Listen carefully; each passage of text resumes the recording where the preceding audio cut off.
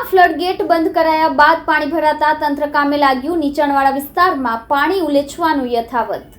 સુરતમાં પડી રહેલા વરસાદ અને ઉકાઈ ડેમમાંથી 2.5 લાખ ક્યુસેક પાણી છોડવામાં આવતું હતું, જેના પગલે તાપી નદી પરના ફ્લડગેટ બંધ કરી દેવામાં આવ્યા હતા, જેથી નીચાણવાળા વિસ્તારોમાં વરસાદ અને ડ્રેનેજના પાણી ભરાઈ ગયા હતા।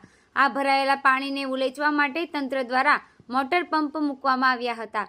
સુરતના ઉપરવાસમાં આવેલ ઉકાઈ ડેમમાં આવેલા પાણીને કારણે તેમની સપાટી રૂલ લેવલ પર જાળવી રાખવા માટે 2.49 લાખ ક્યુસેક પાણી છોડવામાં આવતું હતું, જેથી શહેરનું પાણી તાપીમાં જવાની જગ્યાએ તાપીનું પાણી શહેરમાં બેક ન આવે તે માટે ફ્લડ ગેટ બંધ કરી દેવામાં આવ્યા હતા, જેથી તાપી કાંઠાના નીચાણવાળા વિસ્તારોમાં ડ્રેનેજ સહિતના પાણી ભરાઈ ગયા હતા। આ પાણીનો નિકાલ કરવા માટે રાંદેર વિસ્તારમાં પાલિકા અને ફાયર વિભાગ દ્વારા 4 જેટલા પંપ મૂકીને પાણી કાઢવામાં આવી રહ્યું છે।